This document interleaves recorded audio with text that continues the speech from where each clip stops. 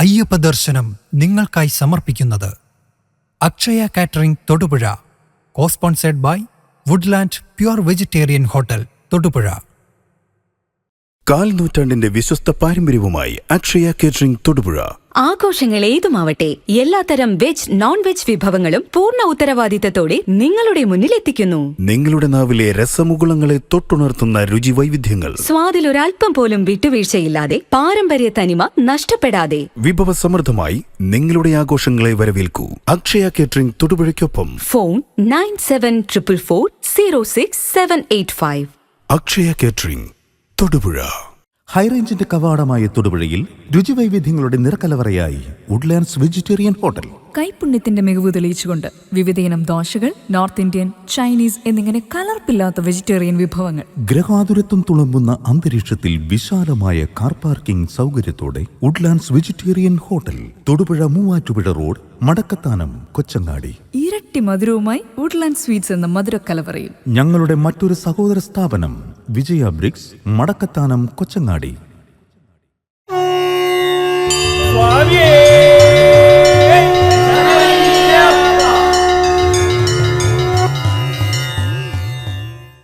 സ്വാമിയേ ശരണമയ്യപ്പ, സ്വാമിയേ ശരണമയ്യപ്പ, ഹരിഹരസുതനേ ശരണമയ്യപ്പ, ധർമ്മശാസ്താവേ ശരണമയ്യപ്പ, ഹരിഹരസുതനാനന്ദചിത്തനയ്യനയ്യപ്പ സ്വാമിയേ ശരണമയ്യപ്പ, ശരണമയ്യപ്പ, ശരണമയ്യപ്പ.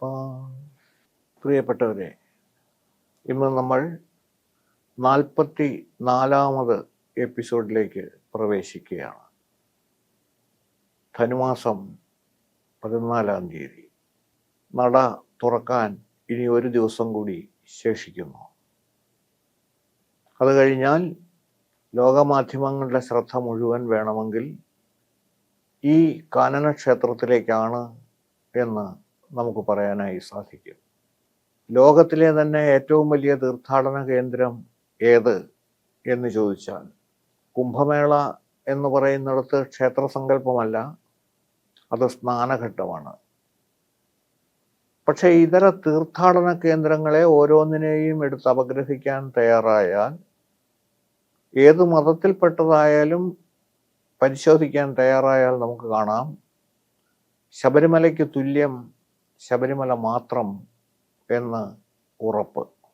ഗവൺമെൻറ് കൃത്യമായ റെസ്ട്രിക്ഷൻ ഏർപ്പെടുത്തി, നിയന്ത്രണങ്ങൾ ഏർപ്പെടുത്തിയിട്ട് ഒരു ദിവസം 1,00,000 പേർക്ക് പോലും അനുവദിക്കാൻ കഴിയില്ല എന്ന് പറഞ്ഞാൽ 90,000 പേരെങ്കിലും വന്നുകൊണ്ടിരിക്കുന്നു. അല്ലെങ്കിൽ 70,000 എന്ന് പറഞ്ഞത് അതിൻ്റെ 20,000 കൂടി കൂടുതൽ വന്നുകൊണ്ടിരിക്കുന്നു. ഇതിനൊക്കെ കൃത്യമായിട്ടുള്ള കാലമില്ലേ? യാതൊരു സംശയവും വേണ്ട. കാനനക്ഷേത്രമായ അയ്യപ്പസ്വാമിയുടെ ശബരിമല ക്ഷേത്രം ഒരു വർഷം തുറന്നിരിക്കുന്നത് ഏകദേശം 143 ദിവസങ്ങളാണ്. അതിൽ ഒറ്റ സ്ട്രെച്ചിൽ തുറന്നിരിക്കുന്ന ഏറ്റവും കൂടിയ കാലം എന്ന് പറയുന്നതാണ് വൃശ്ചികം 1 മുതൽ മകരം 5 വരെയുള്ള കാലം. അപ്പോൾ സ്വാഭാവികമായി തന്നെ മകരം 5 വരെ ആകുമ്പോൾ ദിവസം കൂടുതലുണ്ടല്ലോ. ഇല്ല, ഇതിനിടയ്ക്ക് 41 കഴിഞ്ഞതിന് ശേഷമുള്ള 4 ദിവസങ്ങൾ, 3 ദിവസം നടയടയ്ക്കും, 4ാമത് ദിവസം വൈകുന്നേരമേ നട തുറക്കുകയുള്ളൂ. അപ്പോൾ 4 ദിവസം തന്നെ ഇതിനിടയ്ക്ക് ഒഴിവ് വരുന്നുണ്ട്. അപ്പോൾ നമുക്ക് ലഭ്യമാകുന്നത് 61 ദിവസമാണ്. അപ്പോൾ 61 ദിവസം കൊണ്ട് ഏകദേശം നമുക്ക് പ്രതീക്ഷിക്കാൻ സാധിക്കുന്നത്, ഇത്തവണ നമുക്ക് കൃത്യമായിട്ട് അറിയാൻ സാധിക്കുന്നത് 75 ലക്ഷം മുതൽ 90 ലക്ഷത്തിനിടയ്ക്ക് ആളുകൾ സന്നിധാനത്തെത്തിയേക്കാം. ഇത്രയ്ക്ക് മാത്രം നിയന്ത്രണങ്ങൾ ഉണ്ടായിട്ടും, ബുദ്ധിമുട്ടുകൾ ഉണ്ടായിട്ടും, വാഹന സൗകര്യം ഇല്ലാതിരുന്നിട്ടും, ഏറെ കഷ്ടപ്പെടുന്ന തരത്തിൽ നമുക്ക് വ്രതാനുഷ്ഠാനങ്ങൾ നിർദ്ദേശിക്കപ്പെട്ടിട്ടും അവയെല്ലാം അനുസരിച്ച് ഭക്തകോടികൾ ഇങ്ങോട്ടേക്ക് ഒഴുകിയെത്തുകയാണ്. ശബരിമലയുടെ ഏറ്റവും വലിയ പ്രത്യേകതയും അതുതന്നെയാണ്. ആ ഒരു സാഹചര്യത്തിൽ ശബരിമലയ്ക്ക് തുല്യം ശബരിമല മാത്രമേ ഉള്ളൂ എന്ന് നിസ്സംശയം നമുക്ക് പറയാനായി സാധിക്കും. ആ ഒരവസ്ഥയിൽ നമുക്ക് ബോധ്യപ്പെടേണ്ടുന്നത് ശബരിമല എന്ന ഈ സങ്കേതം ഈശ്വരൻ്റെ അഥവാ പരമാത്മ ചൈതന്യത്തിൻ്റെ ഇരിപ്പിടമാണ്. അക്ഷര ലക്ഷം പ്രാവശ്യം ഉപയോഗിക്കുമ്പോൾ ഒരു വാക്ക് മഹാമന്ത്രമായി മാറും. ചൈതന്യ മഹാപ്രഭു രാമനെയും കൃഷ്ണനെയും ഒരുമിപ്പിച്ചുകൊണ്ട് ലോകത്തിന് നൽകിയ ഒരു മഹാമന്ത്രം മനനം ചെയ്യാൽ ത്രാണനം ചെയ്യപ്പെടുന്നതാണ്, രക്ഷിക്കപ്പെടുന്നതാണ് മന്ത്രം എന്ന വാക്ക്. ആ തരത്തിലുള്ള ഒരു മഹാമന്ത്രം കണ്ടെത്തിയത് ചൈതന്യ മഹാപ്രഭുവാണ്. അദ്ദേഹം കണ്ടെത്തിയ മഹാമന്ത്രം ഹരേ രാമ രാമ രാമ ഹരേ ഹരേ, ഹരേ കൃഷ്ണ കൃഷ്ണ കൃഷ്ണ ഹരേ ഹരേ.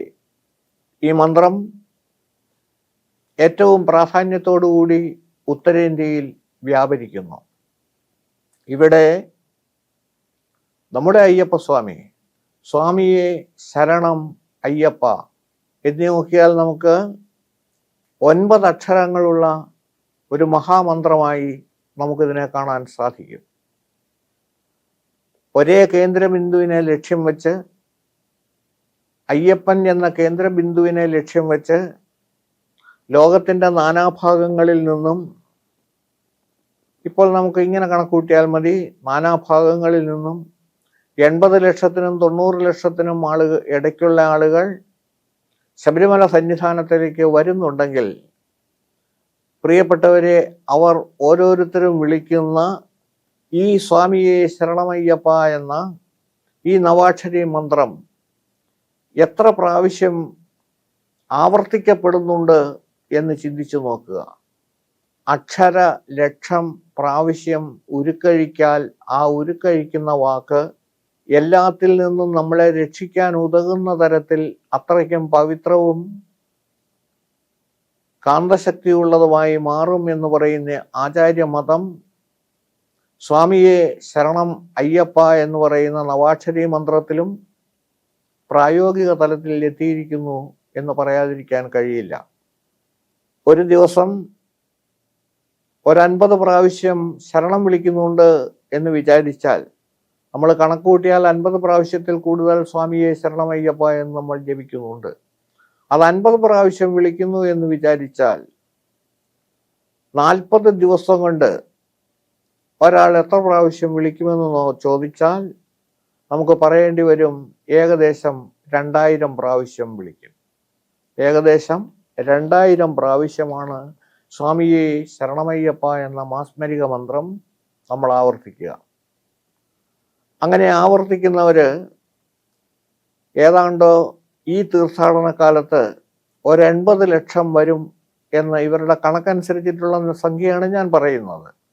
80 ലക്ഷം വരും എന്ന് പ്രതീക്ഷിച്ചാൽ, പ്രിയപ്പെട്ടവരെ, 80 ലക്ഷം ഗുണം 2000 എന്ന് ഇട്ടാൽ എത്ര കോടിയായി ആ മഹാമന്ത്രം എന്നൊന്ന് ആലോചിച്ചു നോക്കുക. 2000 ഗുണം 80 ലക്ഷമാണ്. വെറും 2 ആണെങ്കിൽ പോലും 160 ലക്ഷം. 160 ലക്ഷത്തിന് 3 പൂജ്യം കൂടി ചേരേണ്ടതുണ്ട്. 160 ലക്ഷത്തിന് 1 പൂജ്യം ചേരുമ്പോൾ 1,60,00,000 എന്ന് പറയുന്നത് 16 കോടിയായി മാറും. 1,60,00,000 എന്നുള്ളത് 16 കോടിയായി മാറും. 160 കോടി 1600 കോടി എന്ന് പറയുമ്പോൾ അക്ഷരലക്ഷം പ്രാവശ്യം വന്നാൽ ആ വസ്തു അല്ലെങ്കിൽ ആ വാക്ക് മഹാമന്ത്രമാകുമെങ്കിൽ സ്വാമിയെ ശരണമയ്യപ്പ എന്ന് പറയുന്ന പവിത്രമായ ഈ മന്ത്രത്തിൻ്റെ ശക്തി എത്ര വലുതാണ് എന്നാലോചിച്ച് നോക്കുക. ശബരിമലയുടെ ഏറ്റവും വലിയ പ്രത്യേകതയും അതിലൊന്നാമത്തെ കാര്യവും ഇതുതന്നെ. വരുന്നത് മുഴുവൻ തീർത്ഥാടകരല്ല. നമ്മുടെ നോട്ടത്തിൽ നമ്മൾ പറയും തീർത്ഥാടകരാണെന്ന്. പക്ഷേ വരുന്നത് മുഴുവനും സ്വാമിമാരാണ്. വരുന്നത് മുഴുവനും അയ്യപ്പന്മാരാണ്. സ്വന്തം നാമധേയം സ്വന്തം ഭക്തന്മാർക്ക് പൂർണ്ണമായും വിട്ടുകൊടുക്കുകയും ഞാൻ അവരിൽ ഒരാളാണ്, അല്ലെങ്കിൽ അവർ ഞാനാണ് എന്ന് സമ്മതിച്ചു കൊടുക്കുന്ന ഒരു സങ്കേതം ലോകത്തിലുള്ളത് ശബരിമല മാത്രമേ ഉള്ളൂ എന്ന് നമ്മൾ ഓർമ്മയിലെന്നും എപ്പോഴും സൂക്ഷിക്കണം. അത്ഭുതങ്ങൾ നിറഞ്ഞ ഒരു ക്ഷേത്ര സങ്കേതമല്ലേ ശബരിമല.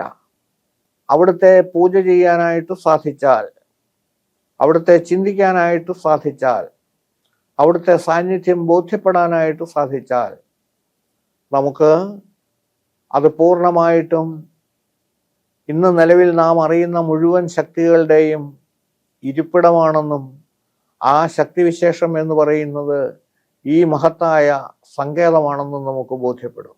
വിഷ്ണു, ശിവൻ എന്നിവരുടെ ശക്തി പൂർണ്ണമായിട്ടും ഉൾക്കൊള്ളുന്നു. അമ്മയുടെ ശക്തി ഏതു സമയത്തും ലഭ്യമായിക്കൊണ്ടിരിക്കുന്നു.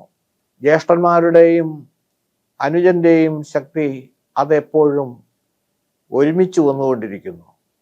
ഗണപതിയാകട്ടെ മുരുകനാവട്ടെ പൂർണ്ണമായിട്ടും ഈ അനുജനെ അംഗീകരിക്കുന്നവരാണ്. അതുകൊണ്ട് തന്നെ ഇവരെ ആരെയും പൂജിക്കുന്നതിന് ഒപ്പവും തുല്യവുമായ പ്രാധാന്യം ശ്രീധർമ്മശാസ്താവിനെ, അയ്യപ്പസ്വാമിയെ പൂജിക്കുന്നത് കൊണ്ട് ഉണ്ടാവുകയാണ്. ആ ഒരു ബോധ്യത്തില് ശബരിമല എന്ന് പറയുന്ന ഈ മഹത്തായ സങ്കേതത്തെ നമുക്കൊരു കാരണവശാലും നമ്മുടെ ഉള്ളിൽ നിന്ന് മാറ്റിക്കളയാനായിട്ട് സാധിക്കുന്നില്ല. മറ്റൊരു ക്ഷേത്രത്തിലും ഇല്ലാത്ത ആചാരങ്ങളും വിശ്വാസങ്ങളും അനുഷ്ഠാനങ്ങളും എല്ലാം ഉണ്ടെങ്കിൽ കൂടി അതിനുള്ള പ്രധാന കാരണം ശബരിമലയിലെ തീർത്ഥാടനത്തിന് ആവശ്യമായിട്ടുള്ള നിയന്ത്രണങ്ങളും അതിനു വേണ്ടുന്ന ഓരോ തരത്തിലുള്ള പടിത്തരങ്ങളും പൂർണ്ണമായിട്ടും അയ്യപ്പസ്വാമിയുടെ നിർദ്ദേശാനുസരണം പന്തളത്ത് രാജാവ് നമുക്ക് നൽകിയതാണ്. പന്തളത്തരകൻ നൽകിയിട്ടുള്ള പടിത്തരങ്ങളും വഴിപാടുകളും ആ ഒരു തരത്തിലുള്ള മുന്നോട്ടുള്ള പ്രയാണവുമാണ് നമുക്ക് ശബരിമലയിൽ കാണാനായിട്ട് സാധിക്കുന്നത്. അവിടുത്തെ ആചാരങ്ങൾ ഓരോന്നും എടുത്ത് പരിശോധിച്ചാൽ നമുക്ക് പറയാനായിട്ട് സാധിക്കും, ഓരോ ആചാരങ്ങളും പരസ്പര പൂരകങ്ങളാണെന്ന് മാത്രമല്ല, അതെല്ലാം അവിടുത്തെ ചൈതന്യം വർദ്ധിപ്പിക്കുന്നതിന് പ്രത്യേകം തയ്യാറായിട്ടുള്ളതുമാണ്. പക്ഷെ ഇതിനിടയ്ക്ക് ചിലതെങ്കിലും നമുക്ക് പറയാതിരിക്കാൻ തരമില്ല. പടിപൂജ എന്ന് പറയുന്ന ഇപ്പോഴത്തെ സാഹചര്യത്തിലുള്ള വലിയ പൂജ, ആ പൂജയെ സംബന്ധിച്ചിടത്തോളം ശബരിമലയിൽ ഉണ്ടായിരുന്നതല്ല എന്ന് ഉറപ്പിച്ചു പറയുകയും ഇടക്കാലം കൊണ്ട് തുടങ്ങിയതാണെന്ന് പറയേണ്ടി വരികയും ചെയ്യുന്നതിനോടൊപ്പം തന്നെ ദേവഹിതം അന്വേഷിച്ചും അത് ബോധ്യപ്പെട്ടുമാണോ ഇത് ചെയ്തത് എന്ന് ചോദിച്ചാൽ അല്ല എന്ന് പറയുന്നതായിരിക്കും ഉത്തമം. എന്താ അതിന് കാരണമെന്ന് ചോദിച്ചാൽ ഈ പടിപൂജ ഇടയ്ക്ക് കടന്നു വന്നതാണ്. അതെവിടം വരെ പോയിരിക്കുന്നു എന്ന് ചോദിക്കുമ്പോൾ ഉറപ്പിച്ചു പറയണം, 2030 വരെ അഡ്വാൻസ് ബുക്കിംഗ് ആണ് പടിപൂജ എന്ന് പറയുന്നത്. ദേവസ്വം ബോർഡ് ഈ അടുത്ത ദിവസം ഒരു തീരുമാനമെടുത്തതായി പത്രത്തിൽ കാണാനിടയായത് ഞാൻ സ്വാമിമാരുമായി ഒന്ന് പങ്കുവയ്ക്കുകയാണ്.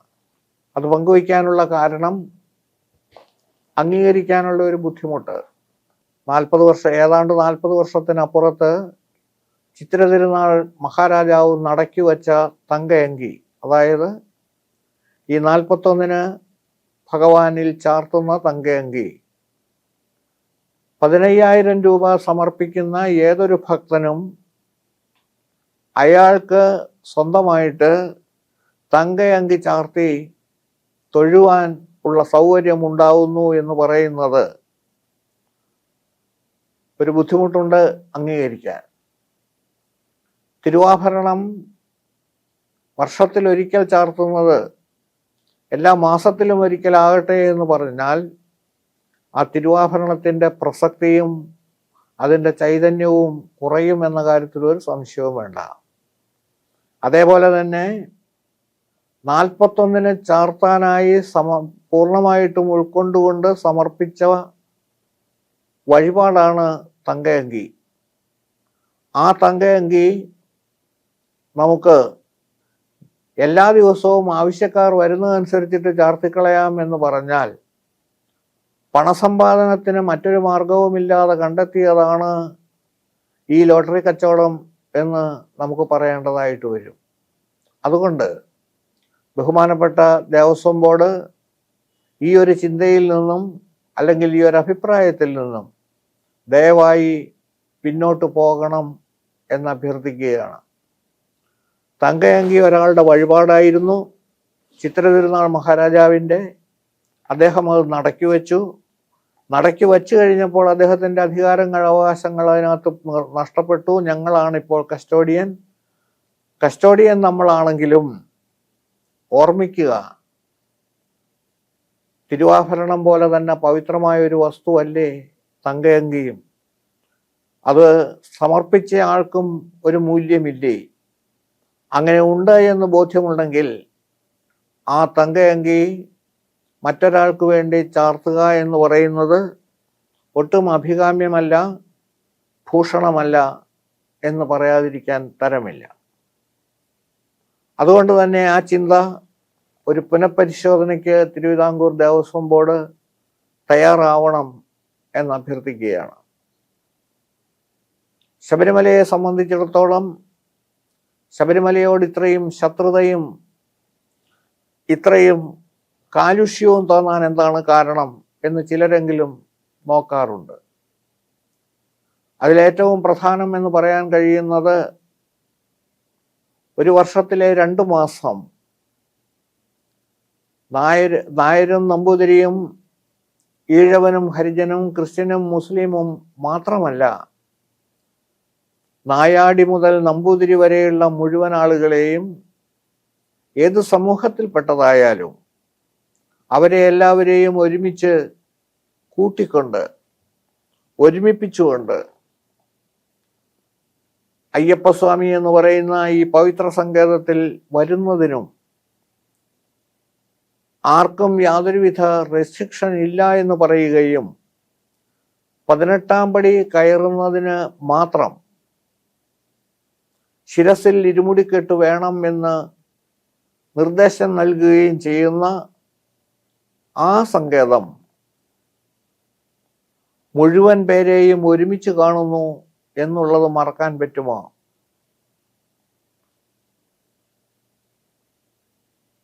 ലോകത്തിലുള്ള മുഴുവൻ ആളുകളെയും, മുഴുവൻ മനുഷ്യരെയും എന്നല്ല പറഞ്ഞ് മുഴുവൻ വസ്തുവകകളെയും ജീവരൂപികളെയും ഒരേപോലെ കാണുന്ന ഭഗവാൻ തീർത്ഥാടനകാലം എന്ന് വ്യക്തമാക്കപ്പെടുന്ന വൃശ്ചികമാസം 1-ാം തീയതി മുതൽ മകരമാസം 5-ാം തീയതി വരെയുള്ള കാലഘട്ടത്തിൽ ആകെ ചോദിക്കാനും പറയാനുമുള്ളത് കാണുന്നതെല്ലാം സ്വാമിമയം എന്ന അടിസ്ഥാനത്തിൽ പുരുഷ വിഭാഗത്തിൽപ്പെട്ടവർ മുഴുവനും സ്വാമിമാരും അയ്യപ്പന്മാരുമാണെങ്കിൽ സ്ത്രീ വിഭാഗത്തിൽപ്പെട്ടവർ മുഴുവനും മാളികപ്പുറങ്ങളാണ്. അത് എല്ലാവരും ഉൾക്കൊള്ളാൻ തയ്യാറായിരിക്കുന്നു. ആ തയ്യാറായിരിക്കുന്നതിൻ്റെ അടിസ്ഥാനത്തിലാണ് സ്ത്രീകൾക്ക് മാത്രം ഒരു റെസ്ട്രിക്ഷൻ അവിടെ കൊടുത്തത്. അതിനുള്ള യഥാർത്ഥ കാരണം അയ്യപ്പൻ എന്ന് പറയുന്ന നിത്യ ബ്രഹ്മചാരിയാണ്. അദ്ദേഹത്തിൻ്റെ നിർദ്ദേശമനുസരിച്ചിട്ടാണ് 10 വയസ്സ് മുതൽ 50 വയസ്സ് വരെയുള്ള സ്ത്രീ സമൂഹത്തിൽപ്പെട്ട ആർക്കും 10 വയസ്സ് മുതൽ 50 വയസ്സ് വരെയുള്ള, നേരത്തെ ഇത് 12 വയസ്സ് മുതലായിരുന്നു. കാലത്തിൻ്റെ മാറ്റത്തിനനുസരിച്ചിട്ട് കുട്ടികളുടെ കാര്യത്തിൽ 10 വയസ്സ് എന്ന് തീരുമാനിച്ചു. 10 വയസ്സ് മുതൽ 12 വയസ്സ് വരെ പ്രായമുള്ള മഹിളകൾക്ക് ക്ഷേത്രസങ്കേതത്തിൽ പ്രവേശനമില്ല. ഇത് ഒരലിഖിത നിയമം പോലെ കൊണ്ടുവരുന്നതിനിടയ്ക്കാണ് 1950 മുതൽ വളരെ വ്യക്തമായിട്ട് നിലനിന്നിരുന്ന ഒരു നിയമം അതിനെ മാറ്റിമറിച്ചുകൊണ്ടാണ് 2018 ബഹുമാനപ്പെട്ട സുപ്രീം കോടതി ഒരു വിധി പ്രഖ്യാപിച്ചത്. സ്ത്രീ വിഭാഗത്തിൽപ്പെട്ട ഏതൊരാൾക്കും ഏത് സമയത്തും, നട തുറന്നിരിക്കുന്ന ഏത് സമയത്തും ക്ഷേത്രത്തിൽ പ്രവേശിക്കാമെന്നും ഭഗവാനെ തൊഴാൻ അവകാശമുണ്ട് എന്നും സ്ത്രീയും പുരുഷനും തമ്മിലുള്ള ഈ ഒരു വ്യത്യാസം ശബരിമലയിൽ ആവശ്യമില്ലെന്നും തീരുമാനിച്ചത്. ആ തീരുമാനത്തിനെതിരെ വീണ്ടും ബഹുമാനപ്പെട്ട സുപ്രീം കോടതിയുടെ മുമ്പിൽ പുനഃപരിശോധിക്കണമെന്നാവശ്യപ്പെട്ട് ഒരു അഫിഡവിറ്റ്, സത്യവാങ്മൂലം തയ്യാറാക്കി കൊടുക്കേണ്ടിയിരുന്നത് കേരള ഗവൺമെന്റാണ്. ആചാരങ്ങളും അനുഷ്ഠാനങ്ങളും വിശ്വാസങ്ങളും തകർത്ത് കളയുക എന്നുള്ള ഒറ്റ ലക്ഷ്യത്തോടുകൂടി അവർ അതിന് തയ്യാറാകാതിരുന്നു എന്ന് മാത്രമല്ല, ഈ പ്രഖ്യാപിച്ച വിധി ഉടനടി നടപ്പാക്കാൻ വേണ്ടി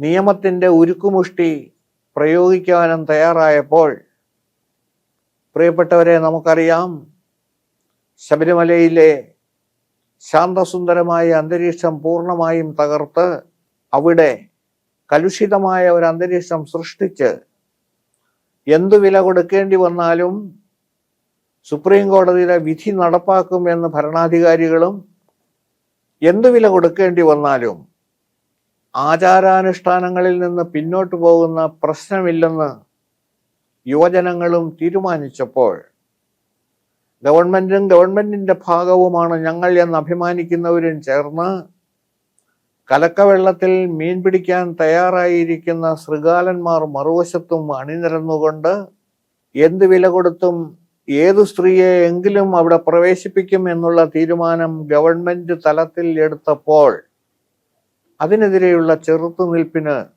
ഹിന്ദു സമാജം തയ്യാറായതും നമുക്ക് മറക്കാൻ കാലമായിട്ടില്ല.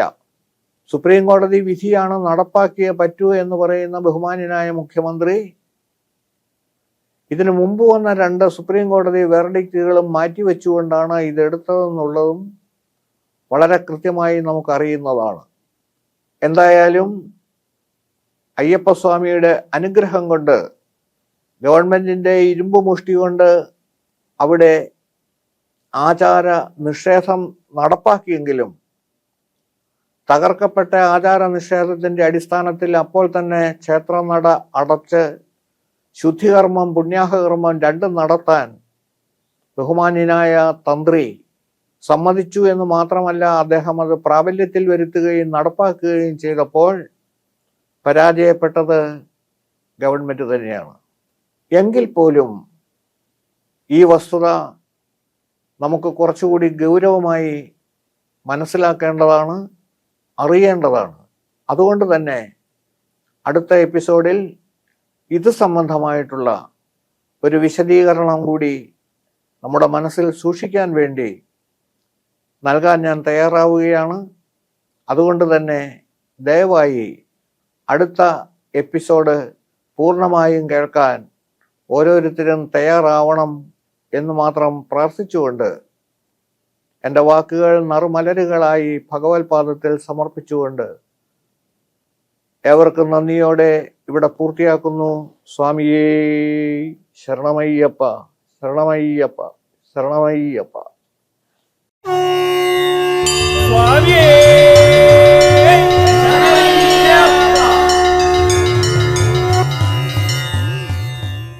അയ്യപ്പ ദർശനം നിങ്ങൾക്കായി സമർപ്പിച്ചത് Akshaya catering Thodupuzha, co-sponsored by Woodland pure vegetarian hotel Thodupuzha.